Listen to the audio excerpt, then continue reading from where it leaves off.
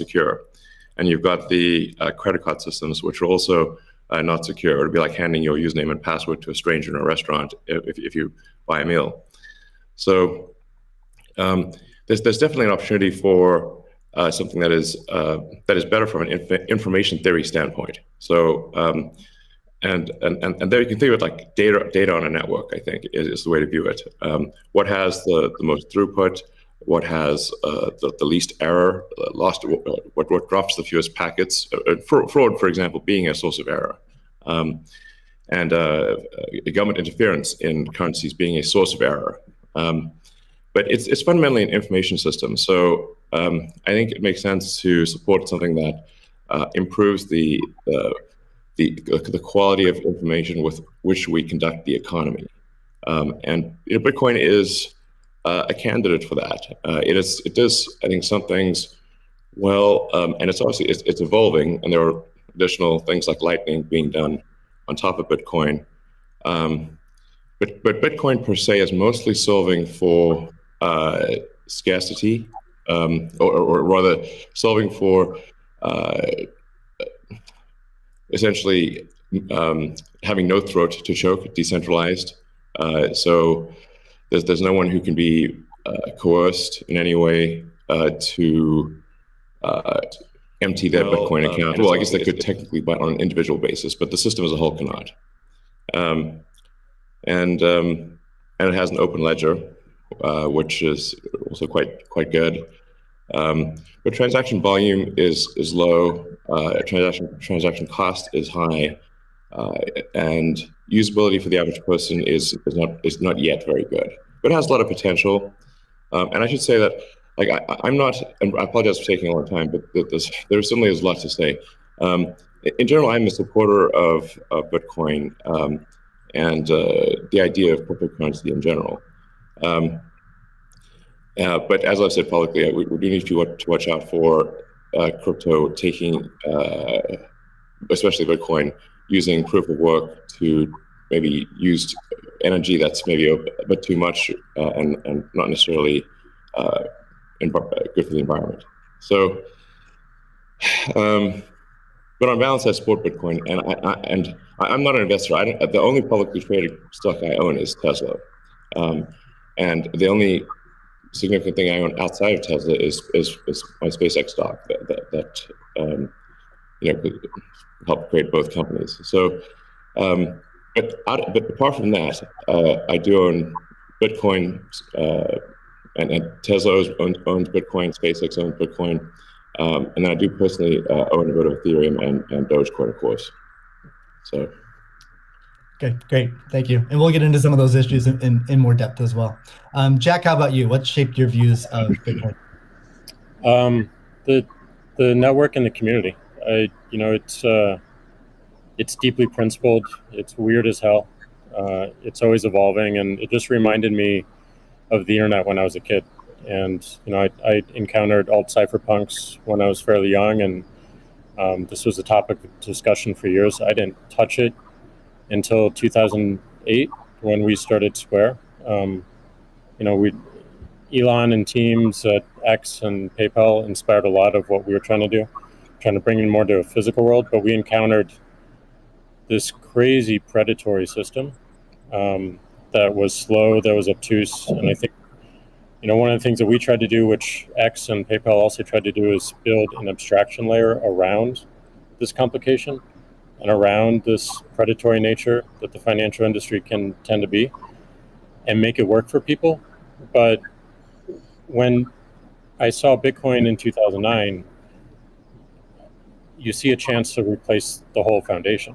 And everything that Elon was talking about in terms of ACH and the credit card networks were built with very different agendas in a very different time frame. And it's crazy that they still exist, and they have scaled, but they just are not relevant to today, and they're certainly not relevant to the future, especially when you consider the entire world and countries like Nigeria or Ghana or India, and its interconnection with countries like the United States and Canada and all over Europe.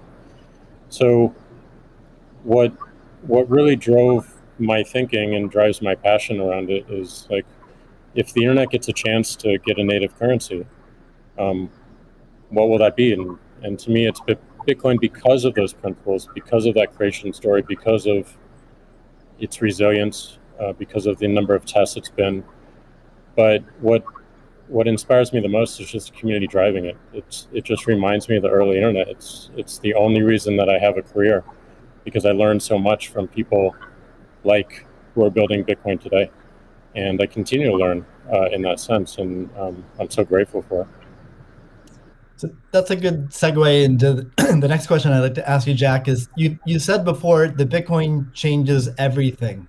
Can you speak more to that? Well, I just think that a lot of what we experience in life, when you really get down to the foundation, a lot of our monetary policies, a lot of our monetary systems cause so much distraction and so much cost. And when you get to a system where you have the potential for people to truly own it, they can verify it themselves. You don't have to have trust going in. You don't have to trust it at all. You can verify it through source code or whatever your appetite is. And that any particular person can help drive the future of it. And at the same time, it's not controlled by any state. It's not controlled by any bank. It's not controlled by any corporation. And these three parties of people who participate in the network, people who mine, and also the developers, constantly debating the correct roadmap and the way forward, is a beautiful thing. And I don't know of many other consensus-based models that have existed at that scale for this long with this amount of success. And we're still fairly early. So when, I met a woman in Ethiopia 2 years ago, and she was trying to create the lift for Ethiopia. Elon, I think I reached out to you at that time as well because she really wanted some Teslas. She still has to take paper fiat cash from her passengers and pay all of her drivers in the same way because there's no monetary system that she can utilize. There's nothing digital. And Africa as a continent is hugely interconnected from a monetary standpoint, but also hugely taxed in that same way. So a lot of the potential that I see, the internet having a native currency helps her build her business in a much faster way. And also, if you consider something like Bitcoin existing before YouTube, before Twitter, before Facebook, a lot of the business models that we have today would not be the same. We would certainly not have the dependency we have upon the advertising business model if Bitcoin existed pre-Twitter. And I think the amount of business models that it enables, the amount of innovation it enables going forward, especially when you can consider the whole internet instead of going country by country by country by country, which you have to whenever you're dealing with finance, it really just opens the aperture. And that is what I want to see in my lifetime is a currency that is standard and sound for the internet that everyone can use. Great. A hallmark of Bitcoin is its fixed supply of 21 million coins. Elon referenced that earlier. It may be the first system that humans have created that humans cannot later change. Cathie, I'm curious, with your background in monetary history and macroeconomics, what are your thoughts on that type of system? Oh, well, I'll recount the story about Art Laffer and our going through the paper. And he said, as I said, first rules-based monetary system, global, ever. This is a very big idea. Once we had convinced him of the ecosystem itself. Now, this is the role that it's playing, given that the rule is a quantity rule, that 21 million units, is really a store of value role. So there are three roles of money. Store of value, very important. The means of exchange, so for transactions, and the unit of account. every good priced in terms of whatever the unit is. So store of value is its primary use right now. The others exist. Unit of account, reserve currency of the crypto asset ecosystem. That's being seeded a little bit towards stable coins right now.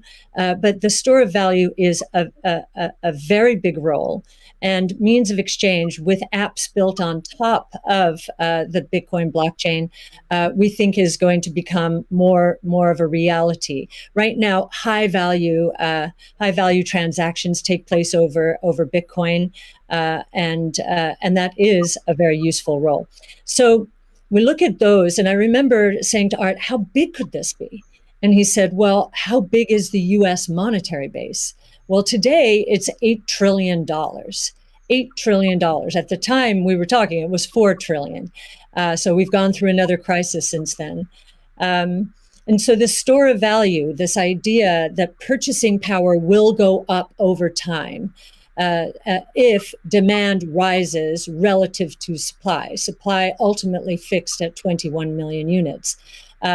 That's a very good thing. Purchasing power going up globally around the world. And this idea that it's a hedge against confiscation of wealth. And that can take place in a myriad of ways. But inflation, and especially hyperinflation in emerging markets, is the primary way. Talk about destroying purchasing power.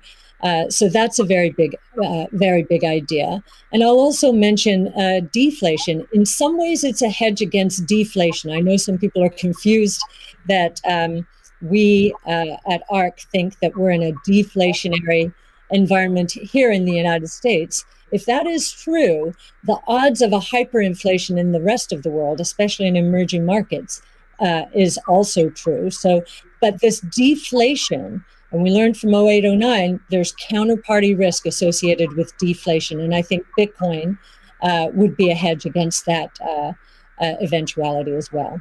So it's a very big idea. Right. I suspect among us, there's not a lot of debate about Bitcoin's potential as a store of value. But Jack, you referenced earlier it being or becoming the native currency of the internet. Can you speak more to that, and also how it relates to maybe how institutions think about it? Yeah, I mean, like just simple example. If I happen to be in Ghana and my family's in Nigeria, currently I can take anywhere from and I need to send money back, anywhere from 10 to 30% off the top just to send that money back. Whereas if you just focus on the worldwide remittance problem, Bitcoin solves so many of those problems today instantly without having to go through any intermediaries or any slowness or complicated systems that a corporation or a state created. So I think having sound money with that is separate from the state is the idea. Having it completely verifiable by everyone, including the state, including corporations, including individuals, including developers who want to build on top of it, is quite powerful, and that's what keeps it secure and strong. And I think that's we need more of that, which is why this one of the reasons why this conversation is so important is as entities come into the space, it's not just buying an asset and holding on to an asset and treating it as an investment. There's something special that created this, and something precious and something very unique, which has to be protected, and we need to do whatever we can to help that thrive as well.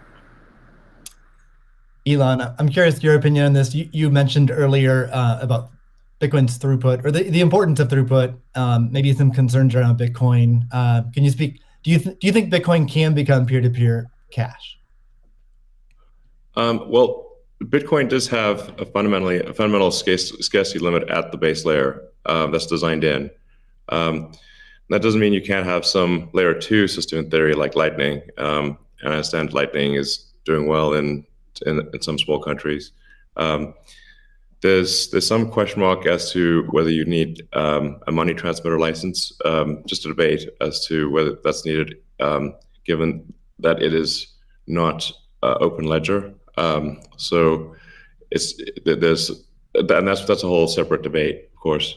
But Bitcoin by itself simply cannot scale to be the monetary system for the world at base layer. But with a second layer, this is possible depending upon how that second layer is implemented. Yeah, that's part of why I think there may be some merit to something that may seem silly, like Ethereum, like Dogecoin. I think Ethereum also, like I said, the three things I own outside of SpaceX and Tesla, and also obviously it's a Neuralink and Boring Company, but of any significance are Bitcoin by far, and then some Ethereum and some Doge. So if the price of Bitcoin goes down, I lose money. I'm not sort of I might pump, but I don't dump. It's not a case of. I definitely do not believe in getting the price high and selling or anything like that. And I would like to see Bitcoin succeed. I think there's some merit to. This is not a slam on Bitcoin. There's some merit to considering something that has higher max transaction rates. And a lower transaction cost, and kind of seeing how far you could take a single layer network where the exchanges act as a de facto second layer. I think you can probably take that further than people realize, and as bandwidth increases over time, latency decreases. SpaceX's Starlink is actually playing a role in this, and I think long term people will probably have access to worldwide access to gigabit level connectivity at low latency, and so at low cost. And so then your base layer could do a lot of transactions if you take that into account. So yeah, but like I said, Bitcoin with a layer 2 system, so they could scale to do a vast number of transactions. Same goes for Ethereum. Question about the scaling at the layer 1. The concern from the past 5 years of debate in the Bitcoin community is that would sacrifice too much decentralization and hurt the censorship-resistant properties of Bitcoin. I'm curious if what are your thoughts on that? Are you sensitive to that? And are you concerned about losing some of the special properties of Bitcoin or another cryptocurrency by scaling at layer 1? Yeah, I mean, these things it's helpful to use the physics tools of thinking and say, scale up, scale down, and see if it still makes sense. So if scaling up the transaction block doesn't make sense, why don't you scale it down? And have it be, so that somebody, with a laptop from 2008 can still run a Bitcoin node. Why not slow it down? Oh, you want to slow it down? Well, maybe you're at the wrong number then. there's actually there's members in the community that do want to slow it down, but I understand your point. It's silly. The reality is the average person is not going to run a Bitcoin node. So this is and Bitcoin. It was a lot of clever ideas, but these parameters were set. I don't know in 2008 or something, maybe 2009. And there's been some improvements since then, but not a lot. So, it's sort of like if there was still in 2008 there was still a non-trivial number of people on modems. So, now it is quite common to get 100 megabit connection just for a house. Some houses have gigabit connections.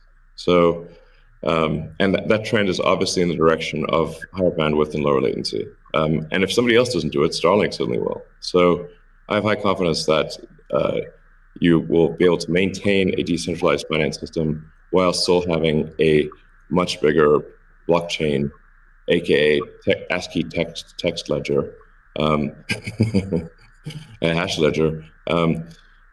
You can make the hash ledger bigger without suffering from decentralization as the average connectivity improves, obviously.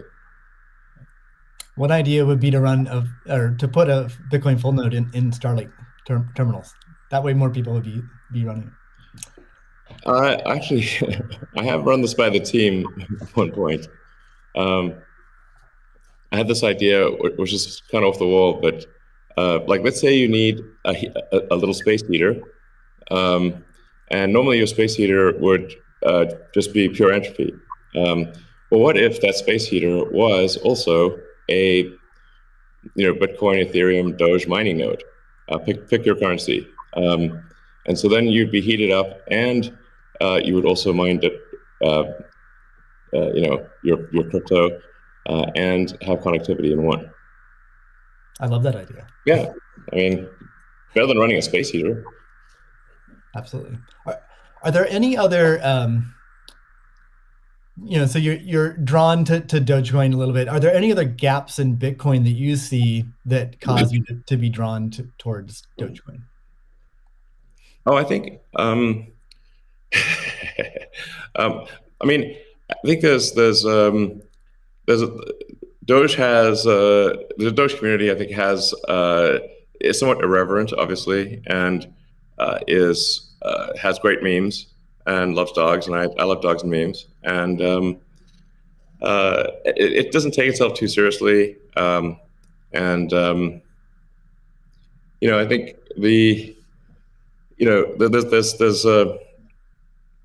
there's Occam's razor, which is the simplest answer is the most likely. It's a summary of Occam's razor. The simplest answer is the most likely one. Then there's a friend of mine came up with a variant on that the most ironic outcome is the most likely one. And then I have a variant on that, which is the most entertaining outcome is the most likely one. So if that is true, then the most ironic and entertaining outcome would be that the cryptocurrency that was started as a joke to make fun of cryptocurrencies ends up being the leading cryptocurrency. That would be the most ironic outcome. Jack, what are your thoughts on that? Is Bitcoin resilient enough to overcome that? I think it's resilient, but also I think like you find, I mean, that's what attracts me to Bitcoin in the first place is the irreverence. A lot of that just brings it forward, and at first go it makes it a little bit inaccessible, but as people get into it, it makes it more accessible and more spreadable. And I absolutely think the resilience is there. I think it's important to have fun as well, and anyway folks can express themselves. I think that goes back to the main idea of like how do we create a native currency for the internet? Anything that goes towards that path. Like that's whatever wackiness or fun we can have along the way, that's going to make it a lot more enjoyable, and it's going to make a lot more people want to use it.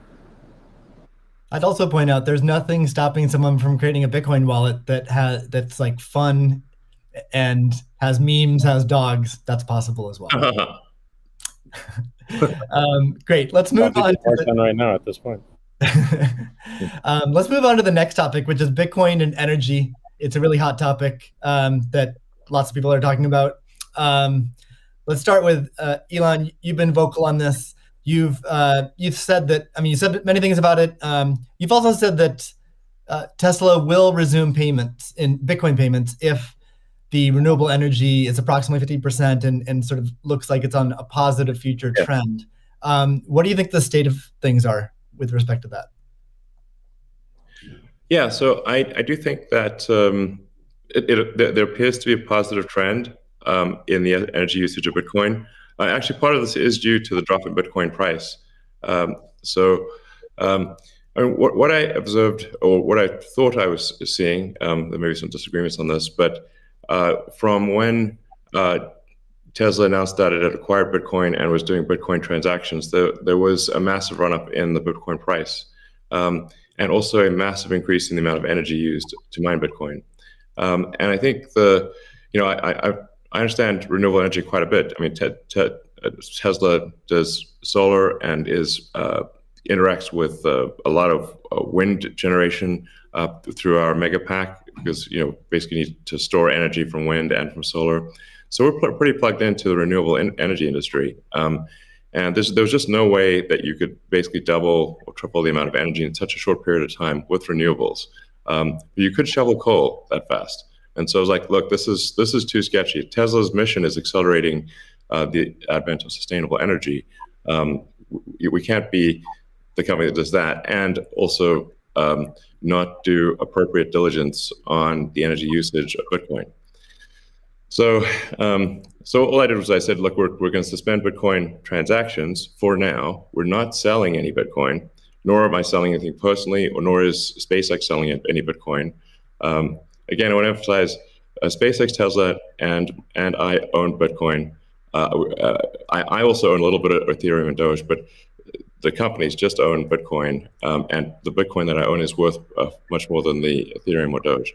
So clearly, if I'm, if these actions negatively affect me financially, if I was purely financially motivated, then I would not express this reticence about Bitcoin energy usage. Now, it looks like Bitcoin is shifting a lot more towards renewables, and a bunch of the heavy-duty coal plants that were being used, unequivocally being used, this is not a question mark, have been shut down, especially in China. So I think it's probably, we want to do a little bit more diligence to confirm confirm that the percentage of renewable energy usage is most likely sort of at or above 50%, and that there is a trend towards increasing that number, and if so, then Tesla will resume Bitcoin, accepting Bitcoin. So I think we want to just do a little bit more diligence, and I think, but most likely the answer is that Tesla would resume accepting Bitcoin, most likely. That's Steve, great to hear. I would agree with that. Kathy? Yeah, may I ask a question? Elon, I'm not quite sure if you saw the paper that Square and ARC did together on making Bitcoin mining a part of a utility, a broad-based utility ecosystem, whereby, the overage from sunshine or wind powers the Bitcoin mining machine, thereby enabling the proliferation of renewables to a much faster extent, or at a faster rate than otherwise would be the case. What do you think of that? Well, the problem is that in order to operate so-called mining or hashing rigs, in order to operate a bunch of hashing rigs, effectively, you have to run them 24/7, which means you need base load. You can do that with solar and wind plus battery, but if you only did it based on solar wind overage, your hashing rig utilization would be much less. So you'd be at a disadvantage. Sure, hydro or geothermal are great as renewable means. I'm also pro-nuclear. I think modern nuclear power plants are safe, contrary to what people may think. I really think it's possible to make very, very extremely safe nuclear. I'm talking about fission. You don't need fusion.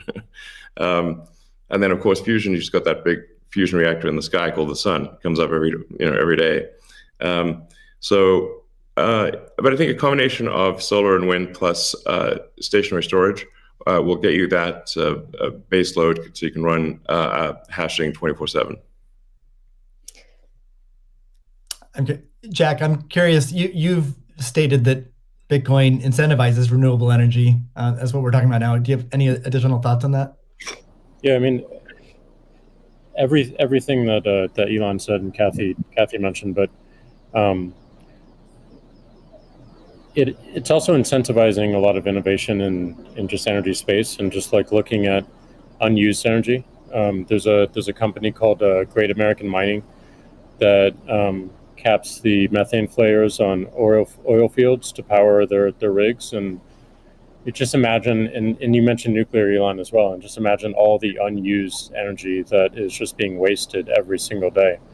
And being able to get that energy and converting it into a secure, sound money system for the planet feels like a worthy trade-off. And that's the sort of incentive that I think is most powerful, is like how do we reuse what is being currently just dumped on the ground and wasted and not considered, and how do we do that at scale? And I think that's a bigger conversation that I think is missing.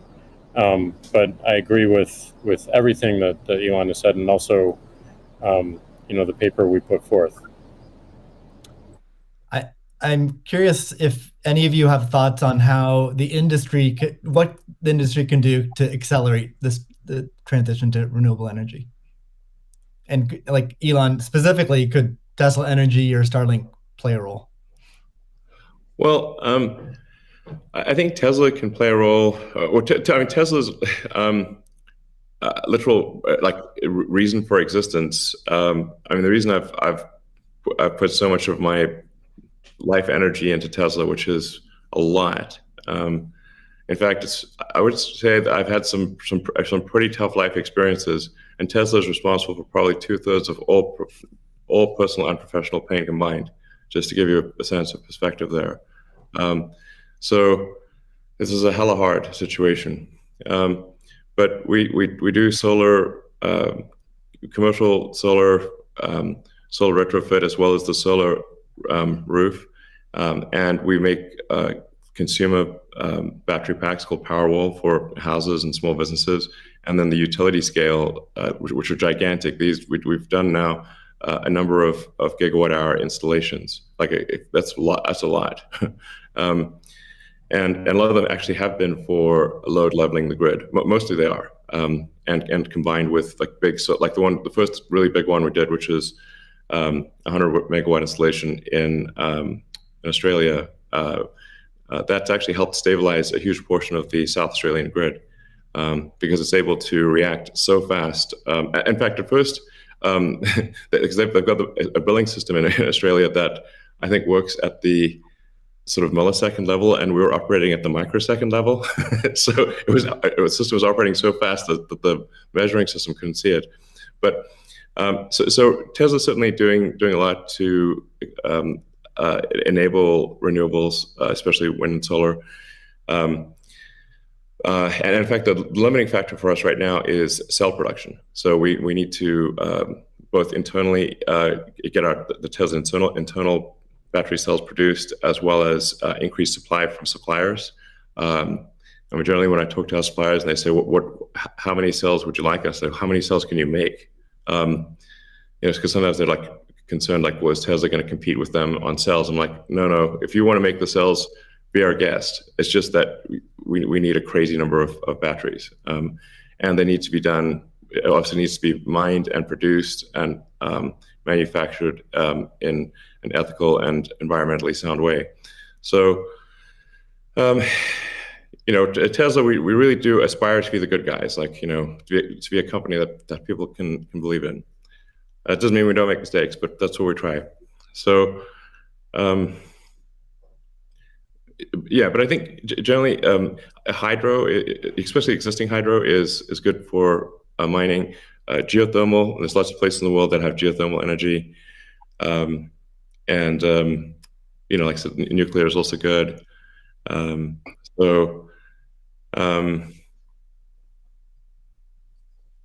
think just as I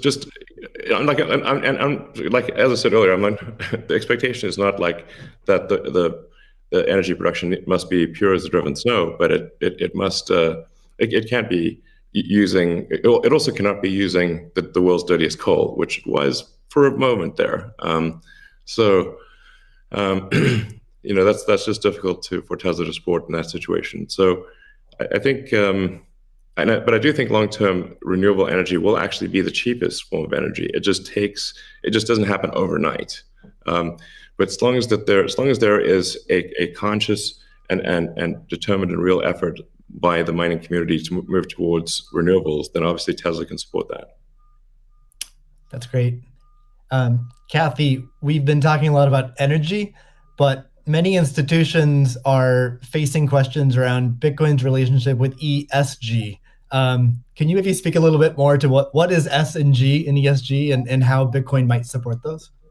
Sure. So E, of course, is environmental, S is social, and G is governance.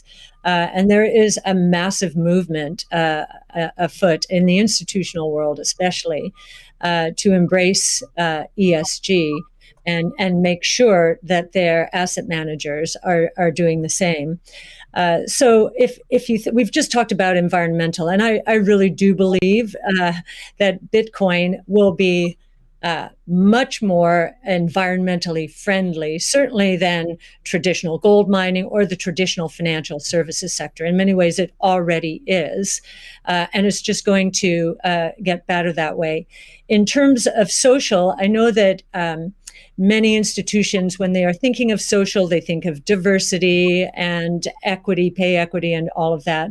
But if from our point of view, the disruptive innovation point of view, social is much more than that.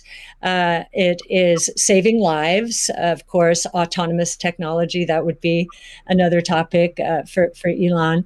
But in this case, allowing access to payment technology, as Jack is saying, everywhere around the world without friction.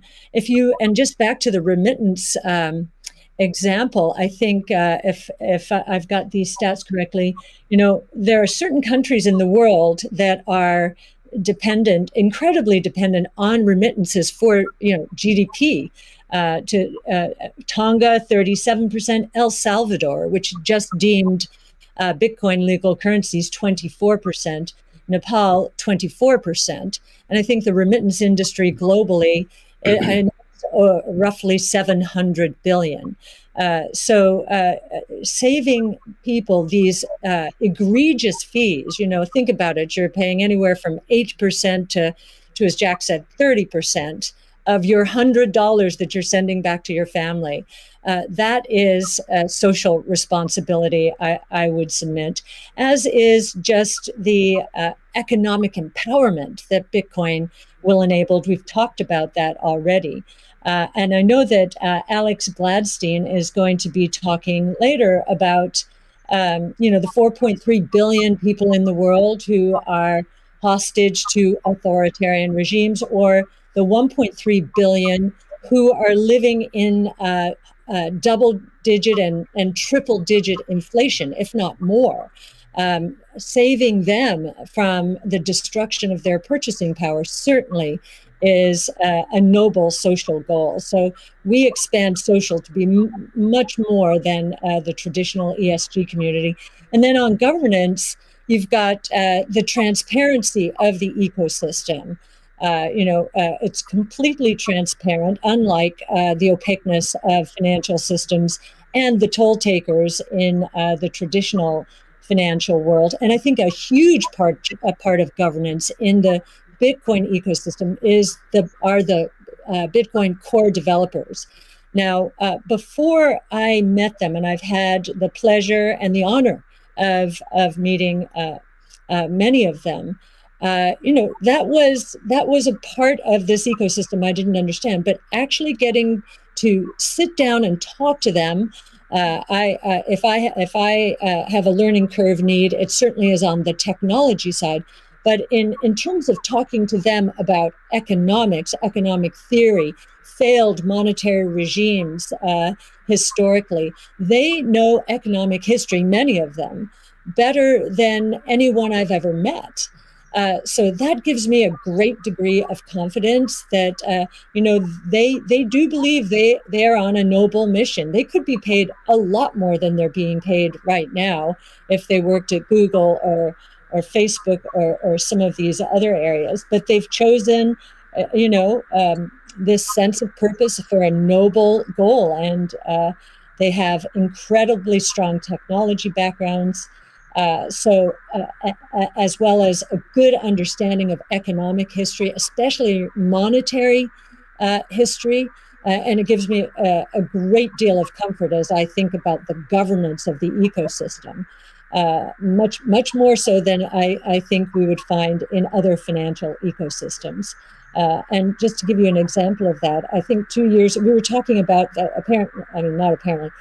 there's a big debate about reorganizations. I know in the Ethereum network right now? Well, we saw the core Bitcoin developers and others at work back in 2019 when Binance tried to reorganize in order to reclaim 7,000 Bitcoin that were hacked.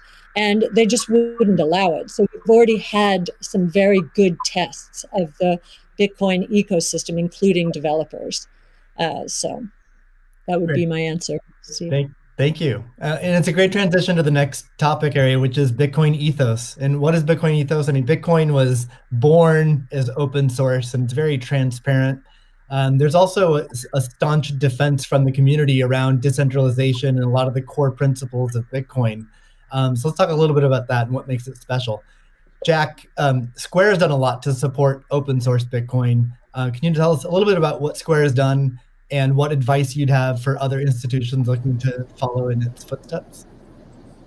Yeah, I mean, I was very skeptical of corporations when I was a kid, and I'm still skeptical of corporations today. And as we've used corporations to be, they've been great vessels for what we need to do and the ideas that we need to bring to the world. But Bitcoin is not that.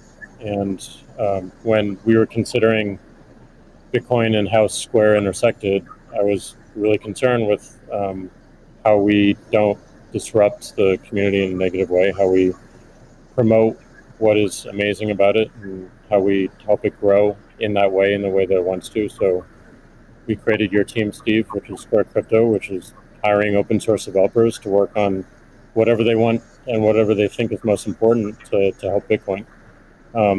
We created an organization called COPO, which we gave up all of our crypto patents so that the community can use them in defense against trolls and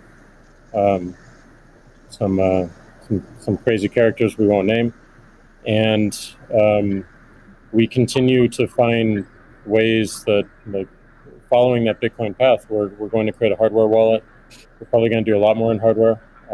Everything that we do in the space is going to be completely open source, from the hardware design to the software, taking in the community's push. And we're building a developer platform as well, in the same open development, open source, and completely transparent. So I think as institutions or companies like ours consider getting in the space, I think contribution back to the community is important. Tesla did this with accepting payments for Tesla and finding security holes and improving the stack. And as I said before, we can't just see this as an asset that we own and an investment vehicle. This is something that has the potential to change everything and make the lives of everyone on this planet better in some small, maybe marginal way, but those margins will be meaningful as they compound over time. Great. Elon, you've tweeted before that any wallet that doesn't give the user their private keys should be avoided at all costs. Can you tell us more about why is that important, and how does what's its relationship with decentralization? Well, it's difficult to say that if you own crypto in an exchange and the exchange does not give you your private keys, it's not clear that you own anything. I mean, if there's something that, if that exchange breaks or is hacked or